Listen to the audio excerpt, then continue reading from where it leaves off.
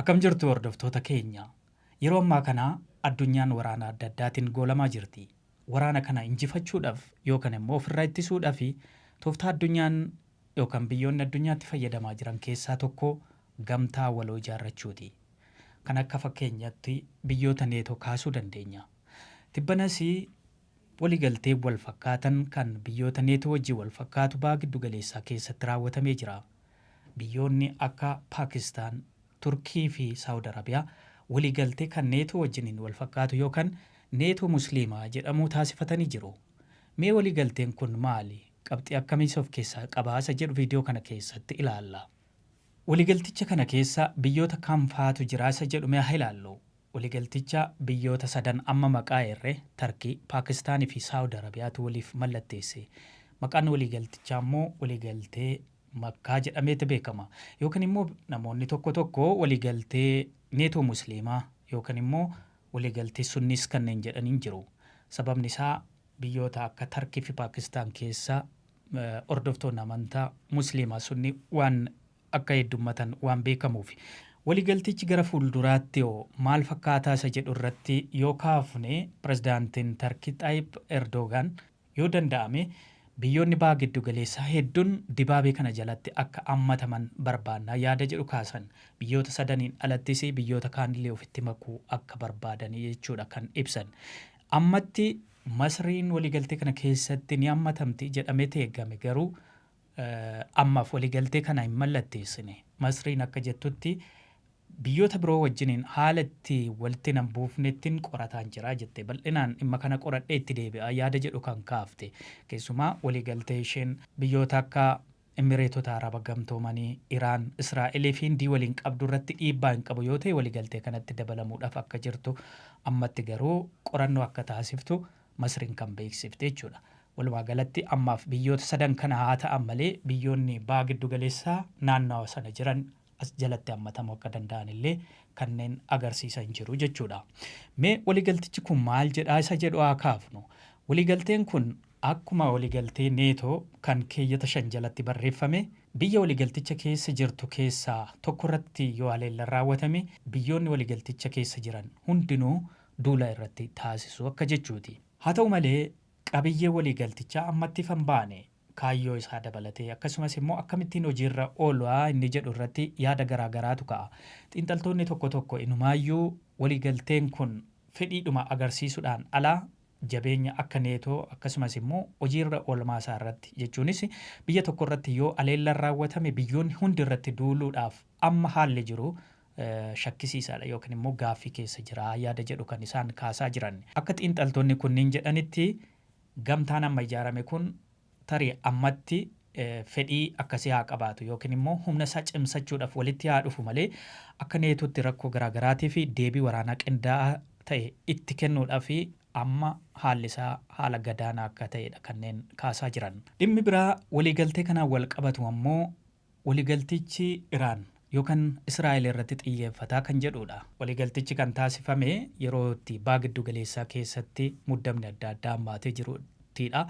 Biyyoonni kunniinis wal dhabdeen keessumaa Saawud Arabiyaan humna Huutii kanneen Iraaniin deeggaramaniin walitti bu'iinsa keessa jirti.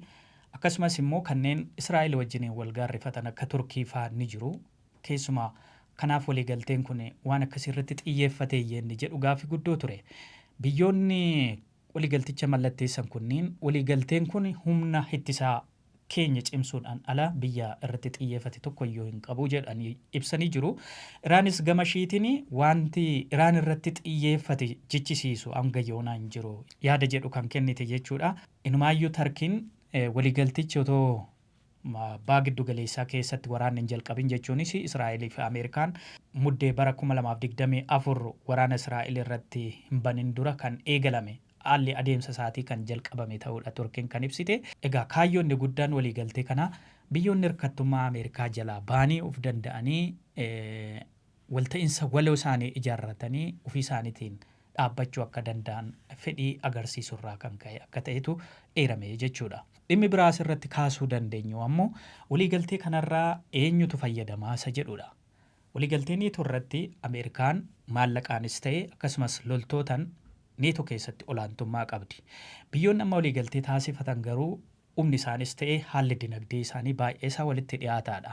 Fakkeenyaaf Saawudii Arabiyaan humna dinagdee cimaa qabdi, qabeenya boba'aa hedduu qabdi, akkasumas immoo addunyaa irratti dhiibbaa dippiloomaasii cimaa ta'e gaggeessuudhaan ni beekamti.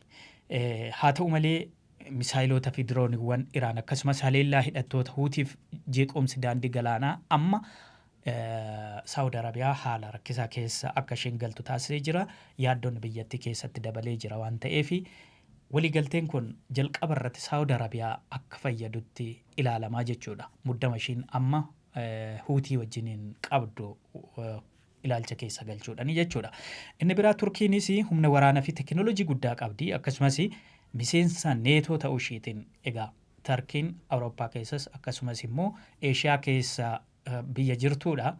Gama tokkoon miseensa neetooti. Achi keessattis humna waraana cimaa biyyoota qaban keessa Turkiin ishii tokko. Akkasumallee teekinooloojiiwwan waraana gurguddoo qabdi.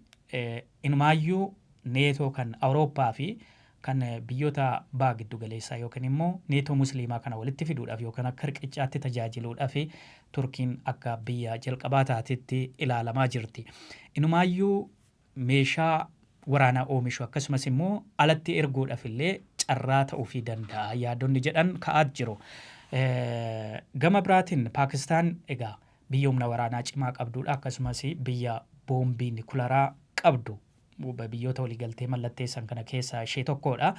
Biyyi kun waraananis baay'ee sodaatamte, akkasumas boombii nukilaaraa qabaachuu ishiitiin biyya sodaatamtu, akkasumas immoo dhiibbaa dippiloomaasii guddaa uumuudhaan yookaan immoo biyyoota Awurooppaa, biyyoota Ameerikaa fi biyyoota warra musliimaa yookaan immoo baha giddu galeessaa keessa jiran walitti fiduudhaan yeroo wal dhabdeen adda addaa jiru akka riqichaatti yookiin akka araarsituutti walitti fiduudhaan biyya qooda guddaa qabdudha. Inumaayyuu waraana Ameerikaa fi Iraanitti jiran kana keessatti illee biyya jaarsummaadhaan shoora guddaa taphataa jirtu waan ta'eef Paakistaanis akka humna waraanaa cimaa qabdutti biyya Turkii akkasumas immoo Saawudii Arabiyaa wajjiniin haga ta'e humni isaanii walitti dhiyaatudha, dinagdeen isaanii walitti dhiyaatuudhaaf waan ta'eef biyyoota hamma ta'e humni isaanii wal gitutu walitti dhufe waan ta'eef akka neetoo Awurooppaa sana keessa humni akka Ameerikaan caalmaa irratti agarsiiftuu hin jiraatu. Kana jechuun biyyoonni sadanuu waliidhaan fayyadamaa akka ta'an isaan taasisaa jechuudha. Walumaa galatti waliigalteen kun gara fuulduraatti michummaa waraanaa cimaa akkasumas amanamaa dhuguma yoo biyya tokko irratti haleellan raawwatame biyyoonni sadanuu yookaan waliigaltee keessa jiran hundinuu akka waan haleellan isaan irratti raawwatametti fudhatanii duula waraanaa banuu yeenni jedhu hanga waliigalteen kun hojiirra oolutti waan ifan taanedha jechuudha. Qabxilee ijoon waliigaltee neetoo musliimaa biyyoonni sadan taasisan irratti qopheessine kanuma waan waliin turtaniif ulfaadha.